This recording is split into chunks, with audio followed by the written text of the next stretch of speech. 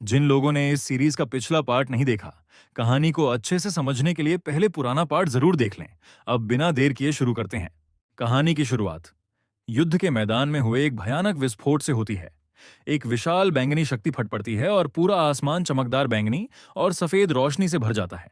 चारों तरफ चीखें गूंज उठती हैं। इसी बीच एक रहस्यमयी आवाज बार बार सिर्फ एक ही शब्द दोहरा रही थी, किल। यह तबाही की शुरुआत थी। इस हमले को देखकर नेदर क्लैन के नेता पूरी तरह दंग रह गए। लंबे सफेद बालों वाले सरदार की आंखें डर से फैल गईं। क्या हमारी नेदर क्लैन की 10वीं रैंक की पूरी सेना पूरी तरह खत्म हो गई? उसके पास खड़ा विशालकाय योद्धा कांपती आवाज में बोला, 9 विंग्ड मियास्मा हमारी कल्पना से भी ज्यादा भयानक है। लेकिन इस तबाही के बीच जियांग चेन पूरी तरह शांत खड़ा था। उसकी नजरें नीचे युद्ध के मैदान पर टिकी हुई थीं। उसने मन ही मन सोचा, मत भूलो, 9 विंग्ड मियास्मा स्वाभाविक रूप से नेदर क्लैन और एबिस क्लैन को कुचलने की क्षमता रखती है। और शाओ ज्यू के साथ बाकी लोग हेवनली एबिस में पहले ही काफी मजबूत हो चुके हैं। वे 10वीं रैंक की सेनाओं को आसानी से रोक सकते हैं। उधर नेदर क्लैन के नेता अभी हार मानने को तैयार नहीं थे। उन्होंने तुरंत नई योजना बनाई। जब तक 9 विंग्ड मियास्मा नीचे की सेनाओं में उलझी हुई है, चलो मिलकर जियांग चेन को मार डालते हैं। दूसरा योद्धा तलवार निकालते हुए गरजा, राजा को खत्म कर दो, सेना अपने आप बिखर जाएगी। लेकिन जियांग चेन पहले से तैयार था। उसने पीछे खड़ी अपनी साथी की ओर देखा और आदेश दिया, सौ वू 5 एलिमेंट्स डिवोरिंग लोकस्ट का नेतृत्व करो और 9 डीमन किंग के साथ 5 एलिमेंट्स एल्डर्स को रोक दो। अगले ही पल शाओवू आगे बढ़ी। मैं आ गई। जैसे ही उसने हाथ उठाया, पूरा युद्ध क्षेत्र कांप उठा।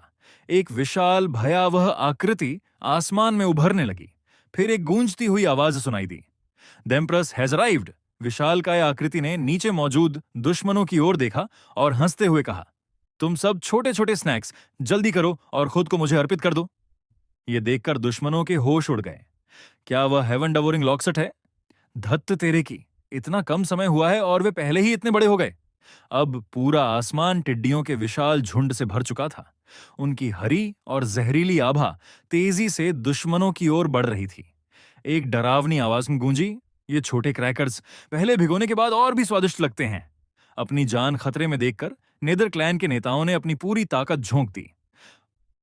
हॉर्न वाले राक्षस ने अपनी आग उगलती तलवार उठाई, प्रोफंड हेवनली फ्लेम बर्न। एक विशाल लाल अग्निलहर सीधे टिड्डी सेना की तरफ बढ़ी। उसी समय दूसरे योद्धा ने अपनी रक्षात्मक शक्ति सक्रिय कर दी, डेमनिक ऑनरा अनलीश्ड डिफेंड। उसके चारों ओर नीले बैंगनी रंग की ढाल बन गई। हरे रंग की प्रचंड ऊर्जा सफेद और गुलाबी रोशनी से टकराई। पूरा आसमान विस्फोटों से गूंज उठा। युद्ध के मैदान में हर तरफ विनाश ही विनाश दिखाई दे रहा था। लेकिन इसी बीच दूर बादलों के ऊपर खड़े इमॉर्टल एल्डर युनशु और एजोर ड्रैगन गॉड की नजरें जांग चेन पर टिक गईं। उन्हें लगा कि जांग चेन ने अपना एक और ट्रम्प कार्ड खो दिया है। इमॉर्टल एल्डर युनशु तुरंत चिल्लाया, जांग चेन ने अपना एक और तुरुप का पत्ता खो दिया है। यही मौका है, उसे अभी खत्म कर दो। दोनों तुरंत उसकी तरफ बढ़ने लगे। लेकिन तभी एक प्यारी सी नीले बालों वाली लड़की उनके सामने आकर खड़ी हो गई। वह थी शाओलान। उसके चेहरे पर मासूम मुस्कान थी। उसी समय उसे अपने पिता का आदेश मिला, शाओलान, सोल डवोरिंग मॉस्किटोज की अगुवाई करो और इमॉर्टल एल्डर यूनिशु तथा एजो ड्रैगन गॉड को रोको। शाओलान मुस्कुराई, हाँ पिताजी। फिर उसने दोनों की तरफ देखकर मासूमियत से सिर झुका लिया। मुझे माफ करना चाचाओं, लेकिन पिताजी के आदेश को टाला नहीं जा सकता। शाओलान को आप लोगों को नाराज करना होगा। मैं बहुत डरी हुई हूं। उसकी आवाज इतनी मासूम थी कि कोई भी उस पर विश्वास कर ले। लेकिन एजोर ड्रैगन गॉड की भौहें सिकुड़ गईं। क्या यह वॉइड ओरिजिन है? सोल डिवोरिंग एंट्स की ब्रूड मदर। लेकिन यह तो एक छोटी बच्ची जैसी लग रही है, इतनी डरपोक और बेबस। तभी इमॉर्टल एल्डर युनशु ने उसे रोक दिया। उसकी शक्ल पर मत जाओ। उसकी मुद्रा देखो, वह बिल्कुल भी डरी हुई नहीं है। दूर खड़ी शाओलान के चेहरे पर हल्की मुस्कान आ गई। वह मन ही मन सोच रही थी, अगर चाचाओं को मुझ पर नरमी बरतने के लिए मजबूर करना है तो पहले थोड़ा नाटक करना पड़ेगा। तभी इमॉर्टल एल्डर युनशु को खतरे का एहसास हुआ। उसका चेहरा अचानक बदल गया। मूर्ख, वह चाल चल रही है। अपनी सुरक्षा मजबूत करो अभी। अगर उसने हमारी आत्माओं पर हमला कर दिया तो हम सब खत्म हो जाएंगे। लेकिन तब तक बहुत देर हो चुकी थी। श्याओ लान ने अपना हाथ उठा दिया। अगले ही पल चारों तरफ काली और हरी ऊर्जा फैलने लगी। वॉइड और सोल डिवोरिंग आर्मी सक्रिय हो चुकी थी। पूरे आसमान में भयानक ऊर्जा के बादल छा गए। इमॉर्टल एल्डर युंगशु ने तुरंत अपनी सबसे शक्तिशाली रक्षा तकनीक सक्रिय कर दी, क्लाउड इमॉर्टल बैरियर। एक विशाल चमकदार कवच उसके चारों ओर बन गया। उधर एज़्योर ड्रैगन गॉड ने भी अपनी शक्ति छोड़ दी। डार्क एज़्योर करंट, नीले रंग की शक्तिशाली रक्षात्मक धारा उसके चारों ओर घूमने लगी। लेकिन अगले ही क्षण काले नीले सोल डिवोरिंग क्लाउड्स उनकी रक्षा से टकरा गए। एक भयंकर विस्फोट हुआ। पूरी दुनिया जैसे कांप उठी और फिर धुआं छंटने लगा। सभी की नजरें श्याओ लान पर टिक गईं। वह अब भी वहीं खड़ी थी, बिल्कुल शांत, बिल्कुल अविचल। लेकिन अब उसके चेहरे पर पहले वाली मासूमियत नहीं थी। उसकी जगह एक डरावनी मुस्कान ने ले ली थी। उसने नीचे अपनी एंट आर्मी की तरफ देखा, मानो किसी पालतू जानवर से बात कर रही हो। उसकी आवाज बेहद कोमल थी, लेकिन उतनी ही भयावह भी। बच्चों, जल्दी मत करो, एक बार में एक ही टुकड़ा लो। उसकी मुस्कान और गहरी हो गई। जब तक हमारी छोटी चींटियां मेहनती रहेंगी, उनके पास खाने के लिए हमेशा बहुत कुछ रहेगा। नेदर क्लैन के लड़ाके चारों तरफ से इंसानी सेना पर टूट पड़े थे। युद्ध का मैदान खून, आग और जादुई शक्तियों से भर चुका था। जियांग चेन को थका हुआ देखकर उनके सबसे बड़े दुश्मन एल्डर श्वानमिंग के चेहरे पर क्रूर मुस्कान आ गई। वह हवा में उड़ते हुए जोर से चिल्लाया, जांग चेन के सारे ट्रम्प कार्ड्स खत्म हो चुके हैं, इसे अभी मार डालो। मैं, एल्डर श्वानमिंग, कसम खाता हूं कि जांग चेन को खत्म करके अपने मरे हुए नेदर क्लैन भाइयों का बदला लूंगा। उसके शब्द सुनते ही नेथर क्लैन के योद्धा और भी उग्र हो गए। भाले, तलवारें और जादुई शक्तियां लिए वे सीधे जियांग चेन की ओर बढ़ने लगे। उन्हें यकीन था कि जीत अब बस कुछ ही कदम दूर है। लेकिन तभी आसमान अचानक कांप उठा। एक भयानक गर्जना पूरे युद्ध क्षेत्र में गूंज गई। अगले ही पल जांग चेन के पीछे 5 प्राचीन डिवाइन बीस्ट्स प्रकट हुए। एक विशाल लाल फिनिक्स, एक बहुसिर वाला जहरीला सर्प, एक नीले रंग का जादुई घोड़ा, एक खूंखार भेड़िया और एक सुनहरी आभा से घिरा शेर। उनकी मौजूदगी मात्र से दुश्मनों के चेहरों का रंग उड़ गया।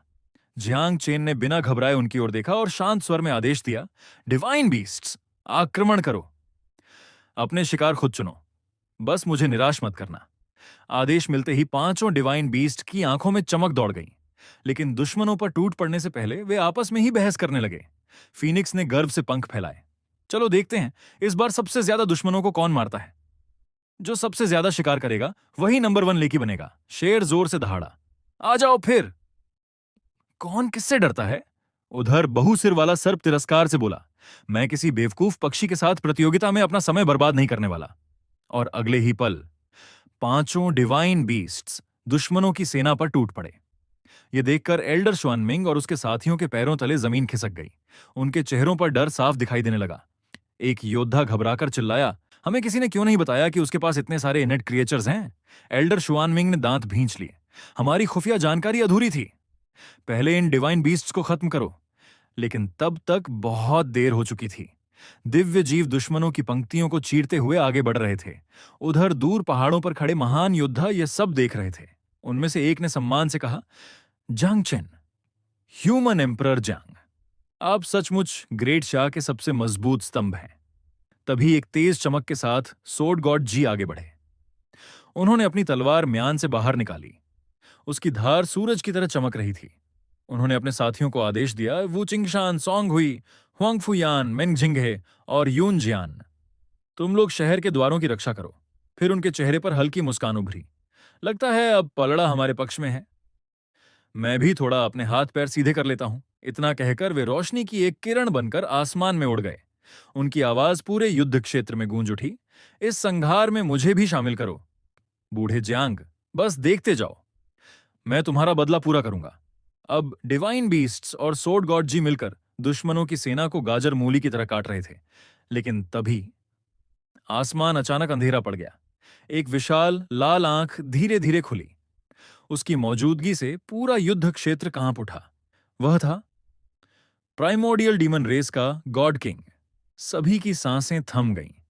जांग चेन ने ऊपर देखा। उसकी नजरें उस विशाल आंख से टकराईं। कुछ क्षणों तक दोनों एक दूसरे को देखते रहे। फिर जांग चेन मन ही मन बोला, अब सिर्फ प्रीमोडियल डीमन रेस का गॉड किंग बचा है ना? क्या तुम अभी भी कोई चाल नहीं चल रहे? क्या तुम इस इंतजार में हो कि मैं अपने सारे ट्रम्प कार्ड्स खत्म कर दूं? उसकी आंखों में ठंडी चमक उभर आई। ठीक है, अगर दुश्मन नहीं हिलेगा तो मैं भी नहीं हिलूंगा। युवा योद्धा ने उम्मीद भरी नजरों से विशाल पेड़ की तरफ देखा। ग्रैंडपा ट्री, क्या आप बाद में मेरी रक्षा करने में मदद करेंगे? तभी पास में तैरते हुए पत्थर पर बैठी उसकी बिग सिस्टर झुंझलाकर बोली, चिल्लाना बंद करो। ग्रैंडपा ट्री अभी तक जागे ही नहीं है। यह सुनकर योद्धा हैरान रह गया। क्या वह अभी तक जागे नहीं है?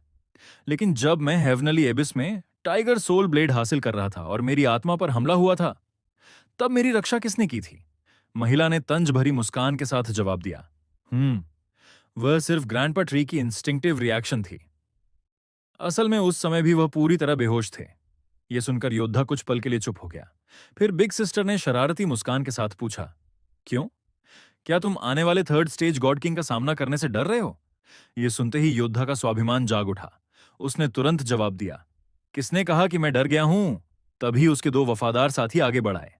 सफेद बालों वाला छोटा योद्धा गर्व से बोला, पिताजी, मेरे और बाकी सबके रहते मैं गारंटी देता हूं कि वह आपको छू भी नहीं पाएगा। उधर सफेद सींगों वाली उसकी वफादार साथी भी आगे आई। हाँ, मेरे आका शाओ जिया के अलावा आपके पास मैं भी हूं। अपने साथियों की बातें सुनकर योद्धा थोड़ा झेंप गया। वह मन ही मन सोचने लगा, क्या ये सब भी ऐसा सोचते हैं? क्या मैं सच में इतना कमजोर दिखाई देता हूं? तभी उसकी बिग सिस्टर उसके पास आई। उसने प्यार से उसकी ठुड्डी को छुआ और मुस्कुराते हुए बोली, घबराओ मत छोटे भाई, भले ही हम उसे हरा ना सकें, फिर भी तुम्हारी बड़ी बहन के पास तुम्हें यहां से सुरक्षित बाहर निकालने का रास्ता है। बस फिर क्या था? योद्धा का गुस्सा फूट पड़ा। वह जोर से चिल्लाया, सुरक्षित बाहर निकलना? मेरी ऐसी की तैसी। जब एक शेर अपने पंजे नहीं दिखाता तो क्या तुम सब मुझे बीमार बिल्ली समझ लेते हो? उसे गुस्से में देखकर बिग सिस्टर हंसने लगी। हाँ हाँ, बुरा नहीं है। ये छोटा बच्चा अब थोड़ा बड़ा हो गया है। अब तो मुझ पर वार करने की हिम्मत भी करने लगा है। उधर सफेद सींगों वाली साथी ने नाराज होकर कहा, आप हमेशा मेरे आंखा को तंग करती रहती हैं। बिग सिस्टर मुस्कुराई, अगर मैं उसे आगे नहीं धकेलूंगी तो वह खुद में सुधार कैसे करेगा? लेकिन वफादार साथी असली सच जानती थी। उसने मन ही मन सोचा, क्या आपको सच में लगता है कि मेरे आंखा को नहीं पता कि आप उन्हें उकसा रही हैं? वह सब समझते हैं, बस आपकी खुशी के लिए साथ निभा देते हैं। धीरे धीरे माहौल शांत हो गया। योद्धा ने एक बार फिर आसमान की तरफ देखा। भले ही ग्रैंडपा ट्री अभी भी सो रहे थे, लेकिन अपने करीबियों को इतना शांत और भरोसे से भरा देखकर उसका मन भी शांत हो गया। ऐसा लग रहा था कि चाहे जो हो, वे सब उसके साथ खड़े रहेंगे। लेकिन यह शांति ज्यादा देर तक नहीं रहने वाली थी। अचानक आसमान जोरदार गड़गड़ाहट से कांप उठा। लाल और काले धुएं ने पूरे आकाश को ढक लिया। हवा भारी हो गई, धरती कांपने लगी। सभी के चेहरे गंभीर हो गए, क्योंकि वे जानते थे दुश्मन आ चुका था और अब शेर को अपने पंजे दिखाने का समय आ गया था। दूर एक प्राचीन और विशालकाय ढांचा खड़ा था, जो इस उजाड़ दुनिया का आखिरी गवाह लगता था। हवा में अपनी केप लहराते हुए जांग चेन शांत खड़ा था। उसके पास छोटा सा डिवाइन बीस्ट चिलिन भी तैर रहा था। चारों तरफ अजीब सी खामोशी थी। जांग चेन ने आसमान की तरफ देखते हुए धीरे से कहा, क्या यह आ रहा है? अगले ही पल धरती बुरी तरह कांप उठी। आसमान लाल और काले धुएं से भर गया। खतरा अब सामने था। अंधेरे को चीरते हुए एक विशाल रेड डीमन गॉड प्रकट हुआ। उसके विशाल सींग और चमकती लाल आंखें मौत का संदेश दे रही थीं। उसने जांग चेन को घूरते हुए मन ही मन कहा, जांग चेन अपने लगभग सारे ट्रम्प कार्ड्स इस्तेमाल कर चुका है। अब समय आ गया है कि मैं इसे एक ही वार में खत्म कर दूं। उसकी आंखों में एक अजीब दृढ़ता थी। भले ही मुझे आज मरना पड़े, मैं डीमन रेस की आने वाली पीढ़ियों के लिए रास्ता बनाकर जाऊंगा। अचानक उसने भयानक धाड़ लगाई और सीधे जियांग चेन की तरफ झपट पड़ा। लेकिन तभी छोटा चिलिन उसके सामने आकर खड़ा हो गया। उसने अपनी पूरी शक्ति जुटाकर एक नीला सुरक्षा कवच बनाया, फिर गरज कर बोला, मास्टर को मारना चाहते हो तो पहले मुझसे गुजरना होगा। अपने गुरु की रक्षा के लिए वह अपनी जान दांव पर लगाने को तैयार था। लेकिन रेड डीमन गॉड की ताकत बहुत ज्यादा थी। उसने अपना विशाल पंजा उठाया। दफा हो जाओ, धड़म! एक ही वार में खिलिन का सुरक्षा कवच टूट गया। ओह! उसके मुंह से खून और ऊर्जा निकल पड़ी। वह दूर जाकर जमीन पर गिर पड़ा। जांग चेन यह सब अपनी आंखों से देख रहा था। तभी डीमन गॉड उसे खत्म करने के लिए आगे बढ़ा। लेकिन अगले ही पल एक नीली चमक पूरे आसमान में फैल गई। जियांग चेन उसके सामने प्रकट हो चुका था। उसके पीछे एक विशाल और राजसी डिवाइन खिलिन की छाया दिखाई दे रही थी। उसने घायल खिलिन की तरफ देखा। खिलिन, वापस जाओ और बाकी डिवाइन बीस्ट की मदद करो। घायल होने के बावजूद किलिन ने सिर झुका दिया। जी मास्टर। और वह तुरंत युद्ध के दूसरे हिस्से की ओर उड़ गया।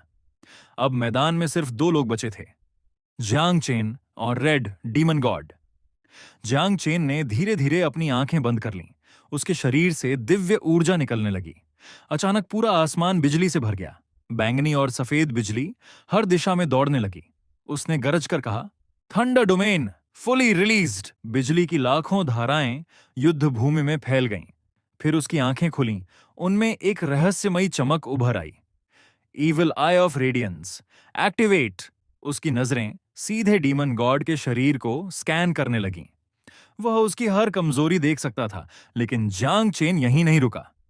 उसने अपनी शक्ति को और भी ऊंचाई पर पहुंचा दिया। बिजली और ऊर्जा का तूफान उसके चारों तरफ घूमने लगा। फिर उसने दहाड़ लगाई, war god transformation fully released. धमाक! उसके बाल लंबे और सफेद हो गए। शरीर कई गुना शक्तिशाली हो गया। दिव्य आभा पूरे आसमान में फैल गई। अब वह किसी इंसान जैसा नहीं दिख रहा था। वह सचमुच युद्ध का देवता बन चुका था। लेकिन यह भी उसकी अंतिम सीमा नहीं थी। उसने अपना हाथ आगे बढ़ाया। लाल रंग की ऊर्जा उसके चारों ओर घूमने लगी। फिर उसने आदेश दिया, 100 billion crimson armoured elephant beetles merge. असंख्य लाल ऊर्जा कण उसके शरीर में समाने लगे। उसकी शक्ति फिर कई गुना बढ़ गई। उसके बाल चमकीले लाल हो गए। बैंगनी और गुलाबी बिजली उसके शरीर के चारों तरफ नाचने लगी। फिर उसने घोषणा की, elephant God presence pressing body fully activated. उसकी मांसपेशियां पत्थर से भी ज्यादा मजबूत हो चुकी थीं। उसका शरीर अब एक अटूट किले जैसा बन गया था। और आखिर में उसने अपना हाथ आगे बढ़ाया। ऊर्जा का एक विशाल भंवर प्रकट हुआ। उस भंवर के बीच से धीरे धीरे एक प्राचीन तलवार बाहर आने लगी। तलवार की धार पर एक भयंकर बाघ का चेहरा उकेरा हुआ था। जैसे ही जियांग चेन ने उसे अपने हाथ में थामा, पूरा आसमान कांप उठा। उसने ठंडी आवाज में कहा, इंपीरियल वेपन टाइगर सोल प्रकट हो जाओ। तलवार से भयानक ऊर्जा की लहर निकली। अब जियांग चेन पूरी शक्ति में था। वह god transformation elephant god body, a thunder domain, evil eye of radiance और हाथ में टाइगर सोल। योद्धा के सामने डीमन गॉड किंग एक विशाल पहाड़ की तरह खड़ा था। उसका पूरा शरीर गहरे लाल रंग के नुकीले कवच से ढका हुआ था। उसके चेहरे पर सिर्फ एक जलती हुई आंख थी। एक ऐसी आंख जिसने अनगिनत साम्राज्यों के पतन को देखा था। उसकी मौजूदगी मात्र से हवा भारी हो चुकी थी। लेकिन लाल बालों वाला योद्धा अपनी जगह से जरा भी नहीं हिला। उसकी नजरें सीधे डीमन गॉड किंग पर टिकी थीं। फिर उसने अपनी आंखें हल्की सी सिकोड़ लीं। अगले ही पल उसकी दृष्टि उस राक्षस के शरीर के पार देखने लगी। उसके भीतर छिपी हर शक्ति, हर हमला, हर संभावित चाल, सब कुछ उसकी आंखों के सामने खुलने लगा। अब हिचकिचाने का समय खत्म हो चुका था। उसने ठंडी आवाज में कहा, फोरसाइट आई फुली अनलीश्ड। अचानक दुनिया की रफ्तार जैसे थम गई। समय धीमा पड़ गया। उसकी चेतना लाखों संभावनाओं में बट गई। अनगिनत भविष्य उसकी आंखों के सामने उभरने लगे। हार, विनाश, मौत और उन सब के बीच छिपा हुआ जीत का एकमात्र रास्ता। उसने उस रास्ते को देख लिया। अगले ही पल वह आसमान की ओर उछल गया। उसका शरीर हवा को चीरता हुआ ऊपर पहुंच गया। अब वह सीधे डीमन गॉड किंग के सामने आकाश में खड़ा था। उसके पैरों के नीचे बैंगनी बिजली चमक रही थी। बिजली की धाराएं उसे हवा में थामे हुए थीं। उसके हाथ में टाइगर सोल चमक रही थी। सतरंगी रोशनी तलवार की धार से फूट रही थी। योद्धा ने अपनी बची हुई सारी आध्यात्मिक शक्ति उस तलवार में समेटनी शुरू कर दी। पूरा आसमान कांप उठा। काले बादल फटने लगे। धरती पर खड़े हर जीव ने ऊपर देखा, क्योंकि उन्हें महसूस हो रहा था कि कुछ असाधारण होने वाला है। अचानक योद्धा गरजा, थंडर फ्लैश, विंग बीट, धड़ाम। उसके पैरों के नीचे की बिजली विस्फोट की तरह फट पड़ी। बैंगनी ऊर्जा का तूफान चारों तरफ फैल गया और अगले ही क्षण वह टूटते हुए तारे की गति से आगे बढ़ा। उसका शरीर लाल धुंध को चीरता हुआ सीधे डीमन गॉड किंग की तरफ बढ़ रहा था। इतनी तेज गति कि मानो स्वयं बिजली ने रूप धारण कर लिया हो। सदियों से दुनिया को आतंकित करने वाला डीमन गॉड किंग पहली बार स्थिर हो गया। उसकी एकमात्र आंख सीधे योद्धा पर टिक गई और तब योद्धा ने उसकी आंखों में आंखें डालकर ऐसी दहाड़ लगाई कि पूरा पाताल कांप उठा। डीमन गॉड किंग, उसकी गर्जना आकाश और धरती के बीच गूंज उठी, और उसी क्षण अंतिम प्रहार शुरू हो गया। इसका अगला पार्ट बहुत जल्द आने वाला है, तो चैनल को सब्सक्राइब करना मत भूलना।